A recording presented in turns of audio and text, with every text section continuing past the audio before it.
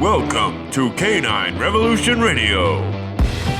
Presented by Canine Revolution Dog Training, enhancing the dog and owner relationship through education, balance, and pack instinct. Hey everybody, welcome to another episode of Canine Revolution Radio. Tone it down. We're your hosts, Chad, Chris, Kevin. We got guys? Ben with us. He's got a new podcasting microphone set up, and he's super pumped. Upgrading the equipment, baby. Upgrading his equipment, so good to go. Now we feed directly into his ears, Yeah. which I'm sure he loves. Oh, yeah. Especially when Chad starts yelling. He's adjusting the sound quality because Chris is a yeller. Yeah. So, Yeah, Chris is So the it's all Chris. actually, Kevin is the one that speaks the loudest. Remember I that- am remember partially that one deaf. time? That's true. That's Especially true. with this infection going on right That's now. true. I can hear even Remember less that now. one time Kevin was yelling across downtown Charleston? I mean, we were just having a conversation, and then Chad Kevin's was yelling. Chad's like, yeah, I could hear you all the way across the downtown. Oh. I can't help what my voice carries. All right. All right, but today we got a special episode for you guys. We've done this before.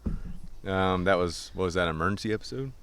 Yeah, on Yeah. the Wolf Yep. Wolf Pack Dynamics. Pack Dynamics, right? Then we read the chapter on Dominant Dog, right? Yep. That was the emergency episode. So we got another episode. This one's not an emergency necessarily. This one's not an emergency. Well, This one's just hey. Urgent. It's urgent, This but it's one's not an just hey. emergency. We were doing our trainer development, and this just struck a chord, and we're like, we got to share this with the world, Right. with all of our listeners, with all of our supporters, That's right. with the revolutionaries. that's what we're calling them. Probably We not. will Probably- rise up. We'll bring it up at the meeting. Yeah. All right, team meeting after this, boys. All right. So what we're doing today is we're going to be reading a chapter, discussing a chapter in the book called The Dog's Mind, Understanding Your Dog's Behavior by Bruce Fogle. Is that how you say his name? Good, looks Fogle? good to me. Good to go. Yeah, sure. Chapter 13. We're going to be reading a chapter 13 titled The Mind of the Ill and the Elderly. So we get a lot of questions. Excuse me. Can you cut that out? We get a lot of questions from people asking if their dog's too old for training, if their dog, is too sick for training. Can they be trained doing this? Can they be trained doing that? So this chapter is going to be speaking to that a little bit. Can you teach an old dog Can you new teach an tricks? old dog new tricks? The answer is yes. But anyway, this chapter is going to deep dive into that a little bit and some other information, very, very important. So without further ado, here we go. Diving right into the book with the introduction paragraph. I'm going to read out the introduction paragraph, all right? And here we go. The dog's mind is crafted by the information it receives. Any change in his ability to receive useful information and to process it will affect his behavior. Both the aging process and illness interfere with sensory perception, hormone production, and the ability to communicate, all of which lead to sometimes dramatic changes in a dog's behavior. So we'll stop right there for a second. So basically, he's saying that the dog's mind needs the ability to receive useful information and process it in order to affect his behavior. So what that means is, before we go into detail in the chapter, even if a dog's 15, 16, whatever, as long as they're mentally in good health, and able to receive information and process it, they can learn. You know what I'm saying? If they're so old to where their mind is just going down and that dog's not able to process the information they're receiving, then they probably won't be able to learn a lot, so you're going to be sticking to what that dog already knows. But there are a lot of elderly dogs out there whose minds are still great, still sharp, still able to receive and process information. So that's the gist of it, and we're going to be deep diving into it. All right. So going into the next section called the aging process. Back in the book here, second sentence, it says, memory decays in old dogs, and they do everything more slowly. That includes thinking. So that's something, pause real quick. As a trainer, if you're training a dog, and, we've talked to a lot of people, maybe some people have used other trainers, stuff like that. But if you're a trainer, you have to take that into account. Yeah. You know what I'm saying? That they're thinking more slowly. They may be moving more slowly. You may be used to training young, sharp, very agile, fast dogs, but then you get an older dog and you're like, man, this dog's behind schedule, you know, in their training progression. This dog is not up to speed. That may not be the case. It may be because they're just moving slowly.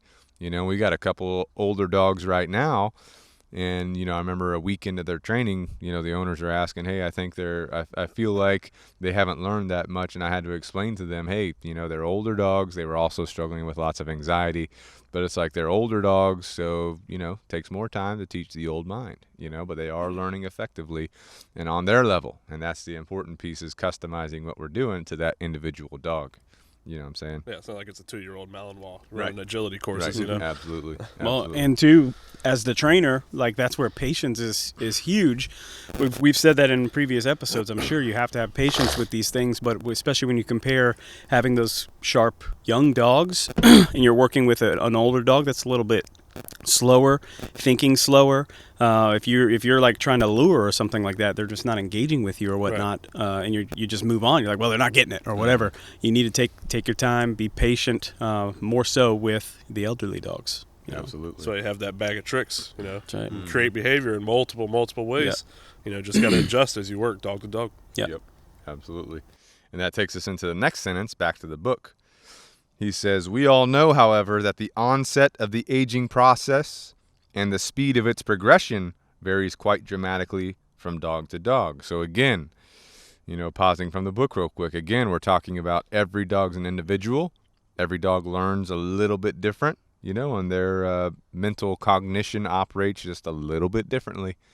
And, you know, just going through the methods and training different dogs and just building that experience as a trainer is what gives you that ability to adjust on the fly as you're dealing with different dogs. That's why our certification process to certify a trainer is so intense.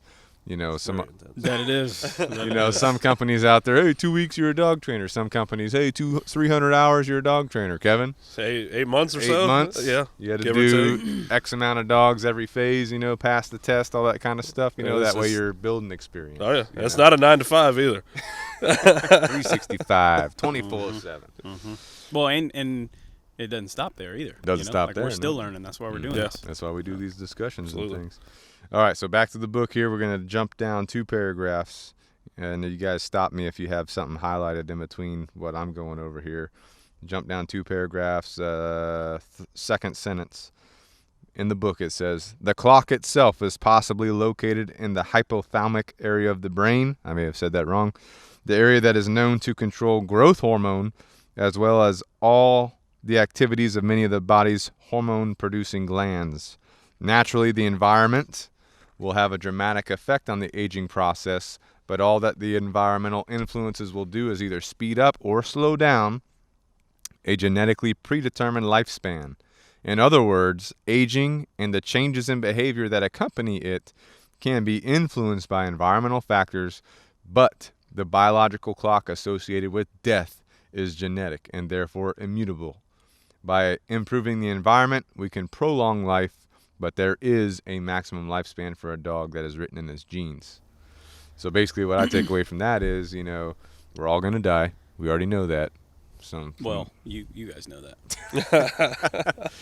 From the minute that we're born, Yep. you know, that clock starts ticking. You know, we're going to die at some point. But just like with us, if we have our nutrition, our health, our immune system, our habits, if all that is aligned to give our body and ourselves, you know, the best, you know, longevity, key to longevity as possible, we can kind of expand that a little bit. But right here, he's talking about environmental factors can influence the longevity of our dog's life as well. And I know for me at least, and I know you guys and everybody we work with, everybody we talk to, everybody that's into dogs, has a dog, you know, they want to prolong their dog's life. They want longevity in their dog's life. You know what I'm saying? So we need to make sure that we, as the owner, we're responsible for that dog. We need to set up our environment, to our house, our pack structure, what we're doing day in and day out, our routines, our health, nutrition.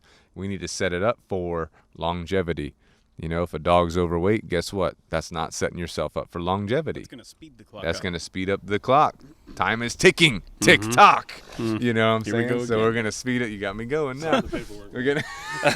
We're going to speed up that clock. You know what I'm saying? If my dog's just sitting in the house all day, tick tock. You know, your dog needs vitamin D outside, being outside just like you do. You know, needs some sunlight, needs some air. You Some know, exercise. that's why we're out here. That's why we're out here for most of our podcasts out here. The air. Yeah. The air got me. Exercise going. Air.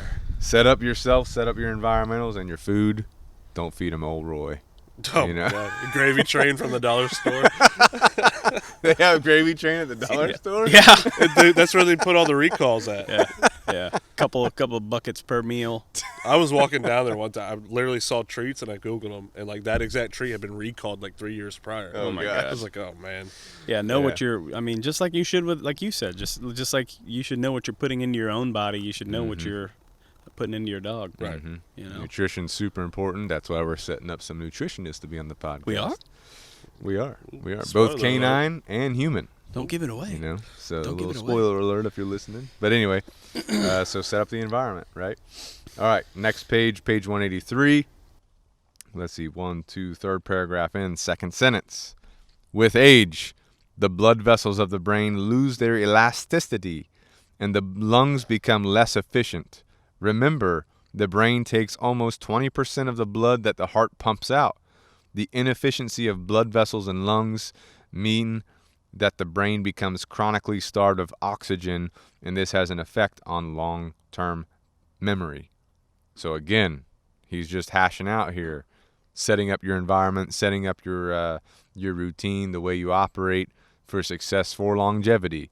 Again, I'll go back to, you know, if the dog's overweight, if they're not eating good food, you know, you're going to reduce the efficiency that the body can operate.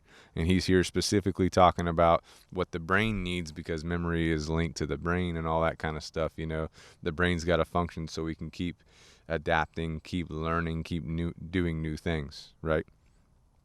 All right, couple sentences down in the book, it says, a consequence is that older dogs can become irritable when disturbed.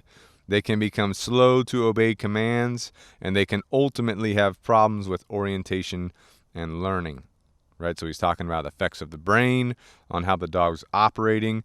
So, of course, you know, if you're old and you got a little puppy or a youngster messing with you, you can get a little bit more irritable than you could when you were younger.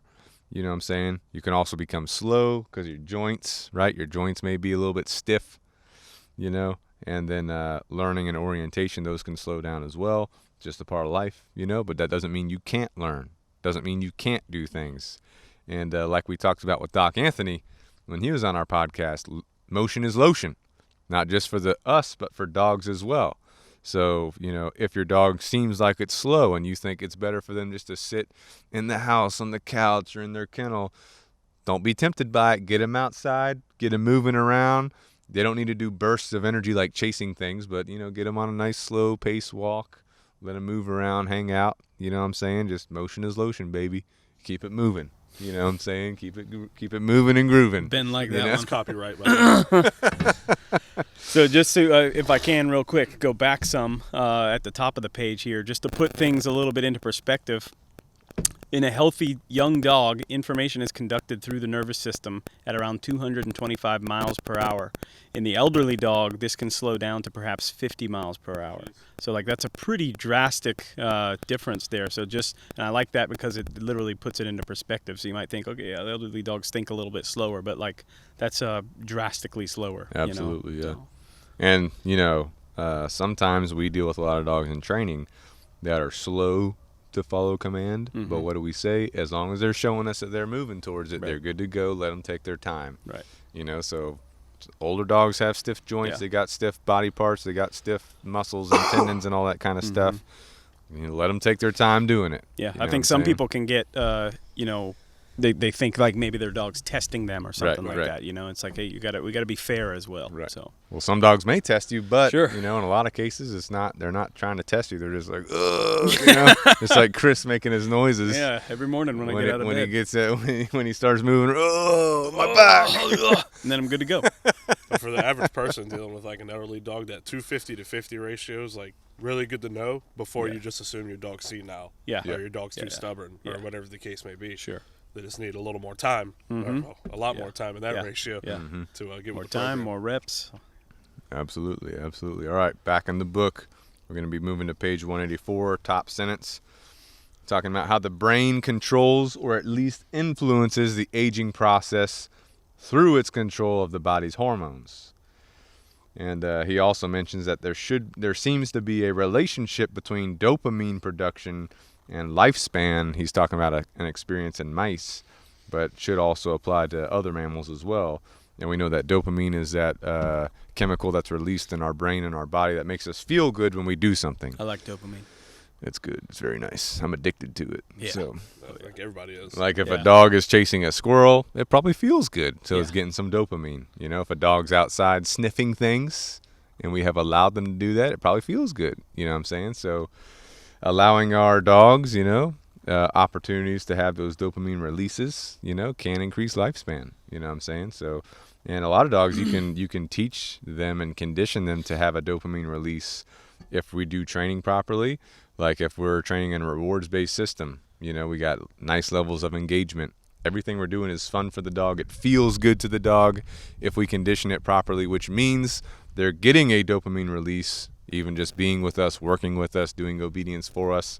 So if we set up that relationship for success, especially when the dog's younger, and they're getting that dopamine release, that's gonna pay off in the long run. You know what I'm saying? You guys got anything to add to that? Oh, good. But yeah, starting off your training when the dogs are younger, good to go. You're going to set up yourself for success as time goes on. You're going to condition those dopamine releases for you, right? Same thing in humans, Yep. You take the Penn State head coach. I can't remember his name. He was like super old, late 80s. Joe Paterno. Is that it? No, not Sandusky. No, Paterno. The head coach that got fired when all Well, you're that stuff asking went us, down. Kevin. You asked Ben, Kevin. No, I know Sandusky. No. But like 3 I don't know days after sports. he got released, he died. Oh, really? Because he no longer enjoyed life, because his coaching was like the only thing that he enjoyed doing. And so, lost that connection, then he was just gone, Holy cow. Yeah, I can do it for you for sure. Really? What? He's losing Ben's it. losing What's he it doing? again. Ben's losing because the head coach was fired for Oh, my bad God. reasons. I don't know anything about sports, so hopefully someone can relate to that analogy. But yes. They might have to Alright. cut that part out, actually. Yeah, keep it in. Keep it in. Keep that part in there. I don't know what's going on. I don't understand. Me neither. Okay. Back to the dogs. Back to the book. All right. So anyway, the author here talks about how the dog's senses change. The dog's hearing changes. The eyes change. Taste is affected. But it does say that smell is a sensory ability that lasts the longest, which is important because, we're going to be doing a puppy series on this podcast as well. And you'll find that smell is their first sense, but also smell is their last sense, which means it's pretty important. Must be. You know what I'm saying? Actually, Kevin's training a elderly dog right now that's lost some hearing. She's elderly, right? Oh, yeah. Beth Some, is, some hearing? Beth. Beth Or is all? 8. It's all. Yeah. She lost all her hearing. Yeah. She used to be able to hear. She don't hear no more, but she's a good freaking dog. Yeah. She's definitely got the smell going. Oh, yeah. She's definitely got She the can smeller. Some days it's questionable if she can see. Yeah, I was thinking when they told me that she hears with the food's open, maybe she just smells it in the air. Could be. Because they say when one sense fades, the other one gets even stronger. Yeah. And Yeah. dogs already have a crazy heightened sense Yeah. of smell. Oh yeah. Oh, yeah. My key takeaway here, smell continues to pop up as the most important sense from the dog, which we know. Mm-hmm. All right, page 185. Second sentence. Back in the book here. The immediate conclusion is that healthy and active dogs will experience fewer or slower senile changes to the brain than will unhealthy and inactive dogs. So what's that mean? Motion is lotion. Motion is lotion, baby. Get groovy with it. You know what I'm saying? So keep your dog healthy. Exercise them both mentally and physically every day, starting from the time you get them. If you get a puppy, start it out right. If you get a middle-aged dog or an older dog, start the healthy lifestyle. Get that nutrition right. Get the energy right. Get your exercise right. You know what I'm saying? That's going to lead to longevity. fewer or slower senile changes to the brain, which is going to help us with that longevity Those and are the help the dog. layers to the onion of the longevity. Here we go. Motion is I layers. like how you brought the onion back Peeling in. apart the I've onion. been sitting here for about 30 seconds waiting to work that in. All right, so then he says in the next sentence, exercising your senses delays the natural deterioration of aging. So that right there, as a dog owner, as a dog trainer, as a dog handler, should be very important, that you need to make sure you're exercising all of the senses. Hearing. How can you exercise hearing? Taking the dog out to a distracting place, like Lowe's, Home Depot, farmer's market, something like that. There's lots of noises. That dog's going to be listening. You know what I'm saying? So that's one way you could do it. How could you exercise sight? Same thing. Take them out, variety of places. How could you exercise taste? Well, a couple hot dogs here, a couple Happy Howies there. A couple. I think most people are getting plenty of exercise in the taste department. Oh yeah. How was that cupcake, by the way? What? You had a You cupcake. gonna call me out? You gonna call me out, Kevin? Really? You had a cupcake? Oh, mine was good. I might have had one. Wow.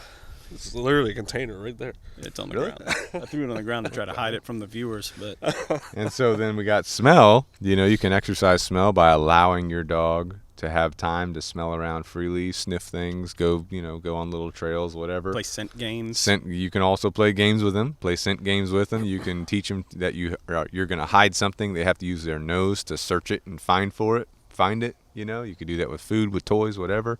So you got to get creative with exercising the dog's senses so that you're promoting longevity, delaying the natural deterioration of aging. Right? You guys got anything else on that? Yeah, I mean, just think this goes back almost to the wolf dynamics. These senses are instinctual things that need to be exercised, like when we talked about in that episode. So by not exercising them, obviously that's going to have an adverse effect on aging. Absolutely. Well, it gave me a whole new perspective because I think I have the oldest dogs here. How old are your dog? Wally is about to turn 11, and Lulu just turned 8. Oh yeah. So I mean, how old is Vader's like 7 or 8. So Okay, he's so he's almost up there, too. 11.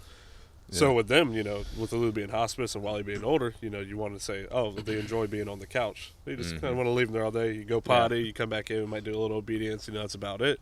But now this has given me a whole new perspective, especially with her being hospice. I could, have that longevity if I exercise her instead of let her be lethargic, lazy. You also got to be careful with her though, because the heart condition. Right. So you got to take Right. it into account. What? Well, that I don't individual run. does. Right. Yeah, Obviously, but with even any a of walk, this- you got to be Yeah, careful. it's got to be you gotta be definitely careful. short. Yeah. But, you could do small increments a day. Right. Obviously, you're not going to overdo it. Absolutely. With her, she shows you clear signs when she's tired. Right. So Yeah, obviously with any of this stuff that we're talking about, you got to take your vets, whatever your vet is telling you medically is going on, take that into account as well, because that plays a factor. Absolutely. All right, page 185. 2 paragraphs down, about halfway through the paragraph.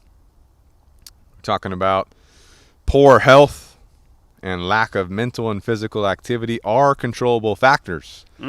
We control them. You know what I'm saying? We as the owner. We can alter the decay of memory by providing our dogs with mental stimulation. We've said that before. How many times have we said this? Everybody we work with, every day.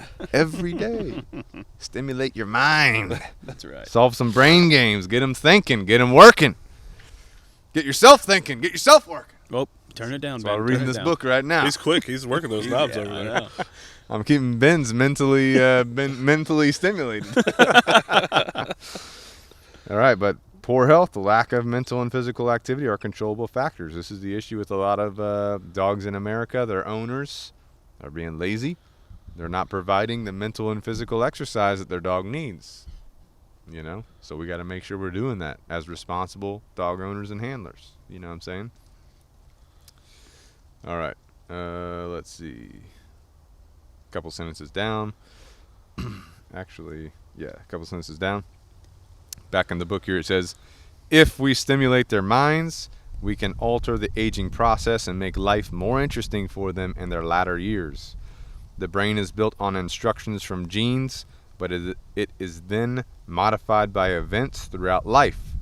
Even the ultimate behavior changes of aging can be altered by improving the dog's environment. So he keeps hashing out here that you as the owner, you as the handler, can make changes in the aging process, continue with longevity by improving the environment, providing mental, physical exercise, exercising the senses, making sure that your dog is stimulated on their level every day, right? What do you guys got to add?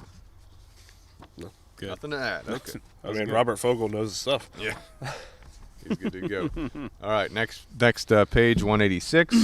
We're going to go a little bit down. Let's see, second paragraph towards the bottom there. I highlighted here where he says, the dog's dullness, lethargy, and inappetence all occur before his immune system has a chance to get into action.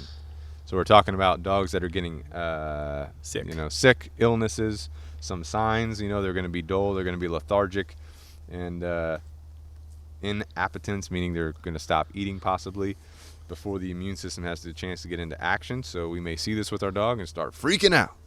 We need to calm down, understand this dog may be getting like a head cold or, something going on, but they're, no reason to freak out. You know what I'm saying? We got there. Nature. Something. All right, so then the next paragraph down, the first sentence says, one of the most common responses to infection is a rise in body temperature, right? So we're just, again, detailing, dogs getting sick, some of the side effects. He says that this is brought on by the release of a substance called interleukin-1 from certain white blood cells. Where's Samantha? Where's Samantha? Who's our scientist? That was Chinese to me. I don't know these Mandarin, medical terms. All right, so that we're going to bring that up later, right? Next paragraph down, they're talking about the common behavior change of the ill dog is loss of appetite, and it has been assumed that this is caused by his fever, when in fact it is shown that interleukin-1, which is what we just talked about, is being released from the white blood cells, induces a loss of appetite, if you're interested in getting deep down the rabbit hole on that stuff. I'm actually dealing with this with Wally right now. He's been skipping his dinner meals. He'll eat breakfast, he looks at dinner, won't eat it, and normally he just devours. Yeah. Oh, we know Wally. Oh, yeah. So I was checking him out the other day, and I always heard, I don't know if there's a medical back into this, if their ears are hot, they have a fever.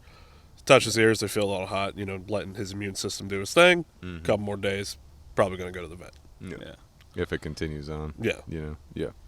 Yeah, so you're in tune with what they're doing. A lot of people aren't in tune, Or they just freak out, you know what I'm saying? See if the body's going to work through it. I mean, it's weird, if you don't know. You know what I mean? Yeah. And then all of a sudden something happens out of the norm. It's our thing to freak out and run to the emergency vet or whatever.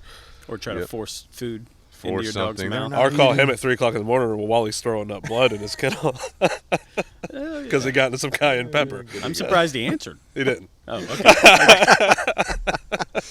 If you would have waited an hour for him, I would have answered. I called him later on. I think it was like 6. I finally called him again. All right, page 187. Second paragraph, it says, it would seem then that the state of the dog's mind when he is ill, the dullness, listlessness, lethargy, apparent depression, is in fact a genetically programmed adaptive process to help him overcome his illness. A couple sentences down. The dog's problem is that his body can't differentiate between the less serious and more serious illnesses, and his response to both is the same. A couple sentences down. The behavior of the sick dog should be respected. He should be allowed to remain still and should be kept warm. All right, so we talked about the elderly dog, how we don't want them to be still. We want them to be up. Motion is lotion, baby. We want them to be up, moving around, right, stimulating their senses. But in this case, now he has laid out the picture for us for a dog that is ill or getting sick, right? Gave us some signs for that, and he's saying, in this case, let them chill out a little bit. Let them break the norm because their body's trying to fight off this illness or sickness just like ours does. You know what I'm saying? Kevin's been off for like a week. Let's say when Chad wouldn't let me come to work. Well, Chad won't listen to his body, though. He'll try to keep working when he needs the rest. I know my body. I walk in Thursday, he's like, go home. And he calls me on Saturday. No, you sound bad. Stay home. That's because he didn't want to get sick. Let them rest. You know what I'm saying? Let the dog rest. Let them work through it. And we've had dogs in training before get a little bit sick. Maybe we don't know what it is. Maybe they get a head cold or something like that. If it's weird, we'll talk to the owner and we'll just say, hey, we recommend that they chill out, take it easy for a couple days. We'll keep you updated, if there's something weird going on. If we can't get a hold of you, we'll just take them to the vet, or we can go to the vet whenever you want, that kind of stuff. But, we let them know, like, hey, we've seen this before. Let them rest for a little bit, see if they're going to be okay, or if they need some further medical attention. You know what I'm saying? Mm-hmm. So, you guys got anything to add to that? Yeah. It's, the body knows what to do. You know, just let it do its thing. You got to give it a chance. Yeah. It's also a good reason to keep it healthy. That's right. Keep it right. You're right. You know what I'm saying? So everybody was like, as soon as I started getting sick, they're like, go to the doctor, go to the doctor. I'm like, we have immune systems for a reason. Yeah. Hey, what did I tell you, boys? Drink water. And? Hydrate. And? I can't remember what else. Rest. Work Nope. out. Nope. And? And? What else did I tell you? To drink Drink. Pedialyte. Oh, yeah. Pedialyte. Drink your Pedialyte. Oh, yeah. Ben knows the special That's medicine that definitely- I have. that's but, definitely good. Did he whisper Pedialyte over there? No, he whispered. Yeah. No. Family friendly. Anyway, back to the book. 2 parts you're going to have to cut out. Yeah. All right, page 191. Does anybody have anything between that and 191? All right, page 191. 1, 2, 3, 4. 4 paragraphs down. Yeah, if you're sick, drink some water, drink some Pedialyte. Take it easy. Honestly, on yourself. hydration is Get like some the sleep. best thing. I'm telling you, Yeah. Pedialyte, Advanced Care Plus. Oh, yeah. That's the Good to good go. stuff. Half I might gallon of orange juice and some emergency. double emergency. By the way, you can OD on vitamin C. For those of you that did not not know. recommended. Not recommended. Pedialyte. Pedialyte solves it. I'm going to go get some right after this Get some episode. Pedialyte. Some in the It's in the fridge. I know. In the kennel. I Good to know. go. All right. 191. 1, 2, 3, 4th paragraph. Because we have taken the dog into our homes and our hearts, we have the opportunity to observe his behavior more closely than we observe any other animal species. This is a double-edged sword, for we often make the mistake of interpreting his behavior in human rather than canine terms. We forget his ancestry. Not even often. I'd probably put always in that. Always. And we talk about it in every podcast episode, it seems like. Don't think of your dog in the same terms as a human, because they're a dog. They have different things going on. But he just hit it again right here. Don't make that mistake. And it You is know what hard I'm to saying? break that habit at first. Yeah. It's hard. You see a Yeah. dog and be like, oh, they look sad. No. No. They're depressed if they're gone. No. Next sentence here. In many ways, dog behavior is remarkably similar to human behavior, and we can probably learn something about ourselves by observing some of the untarnished activities of the dog's mind. The fact remains that the dog's mind works in its own specific ways and with objectives that are not necessarily obvious to us. By understanding these differences, we can become more responsible for our pet's behavior, at the same time make their lives more stimulating and fulfilling.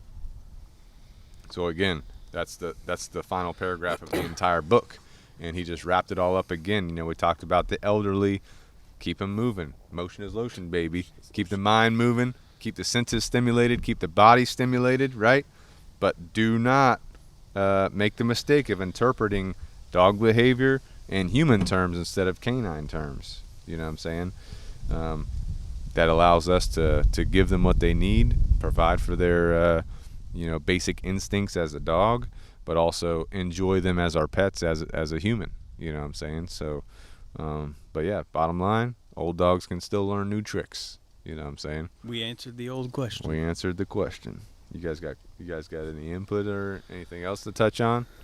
I mean, I think we hit it. I mean, that's good stuff. I mean, the bottom line, like he says in the last sentence there, you're responsible for your dog's behavior. Be responsible. If you take on that commitment to take on a dog, you are responsible for your dog. Make sure they're living a good life. Absolutely. Something a lot of people don't think about either. You know what I mean? You see a cute new puppy, you're overwhelmed. You're like, man, I want that puppy. Get that puppy. Well, now you got to worry about training. Yeah. You know, That's maintenance, a 10, 15, sometimes schedule, 18-year commitment. right, Bunny. Yeah. Getting that potty training in. Yeah. Good to go. He knew what he was getting into a little bit, though. I Yeah. tried to tell him. You taught him into it. He was trying to get an old lazy dog, and you were like, get this fresh puppy. And you want an old lazy dog? I could have gave you Wally, man. But anyway, yeah, so wrapping this up, this is a great book for anybody that's interested in learning more about the dog's mind. It's super sciencey at the beginning. Chris, we almost lost him on this one at the beginning. Almost, you did. We lost him on some of the sciencey stuff, but this book's going to cover. This is just such a good book. Let me go through the chapter overlay. It's going to cover the anatomy and physiology of the dog's mind, talking about genetics, the brain, the senses. It's going to talk about the psychology of the dog's mind, early learning, later learning, social behavior, talking about aggression. We did a podcast on one of the chapters on dominance, all that kind of stuff. So great resource for those looking to learn more, looking to read, looking to stimulate their own minds. Develop their own minds, learn a little bit. We need to do a top 5 book Top episode. 5 book. That's a good one. Write it down, buddy. Write it down. Top 5 book episode. Good to go. But also, just like with the dogs, with us too. He knows. He just played with his phone. He knows. He's good, boys. But also, just like with the dogs, us too. We're big on this. We talk about it all the time. Be healthy. Take care of your body. Nutritiously. Exercise. You know me. I'm into flexibility now. Flexibility, exercise. I'm also getting into feeder workouts. Right? Also getting into some other stuff I haven't told you guys about yet. But You don't have to do all that. You could probably just go hit the gym But, 3 you times know. a week. Stay light active. cardio, Go walk. Oh, Go no, walk. no, You no, know I'm what I just mean? laying it Stretch out for before you. bed, stretch when you wake up, drink some water. Yeah, I'm just laying it out for you guys. Listen, you know? best thing if you don't know where go. to get started, best thing you can do is just get outside. Get up at 4 a.m. and just get after it. Don't even have Good to be go. 4 a.m. Just Preferably start when the walking. sun's out so you can get those vitamins like we are now. Obviously. So, but yeah, I mean, take care of yourself. Take care of your nutrition. Don't eat out every day. Eat out maybe. Why are you looking at me? I'm just looking in your yeah, direction. No, you like whipped your head at him. Eat out, maybe every couple of days, couple times a week, have some chicken and rice. I'm waiting on the rice cooker.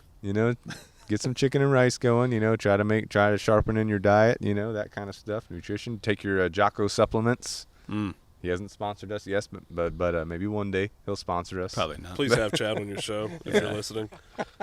Probably not. Actually, don't do that. He'd never stop talking about it.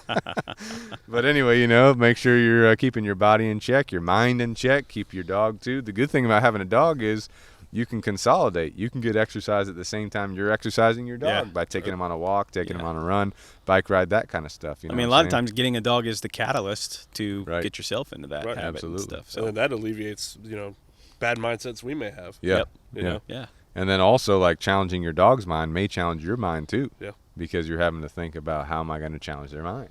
yeah. You're setting up these scenarios, setting up these games. Maybe you send them to training, they come back. Now you got to run them through more scenarios, that kind of stuff. Continue with your training protocols. So you're just going to keep it going, But Yeah. motion is lotion, baby. Motion is All lotion. day. Keep it going. That'd be the title of the podcast. All right, Ben? you guys got anything to wrap it up with? No, man. No, Ben? good to go. All right, we're good. We appreciate you guys. If you guys have any input for us, let us know. Otherwise, see you next time. Later.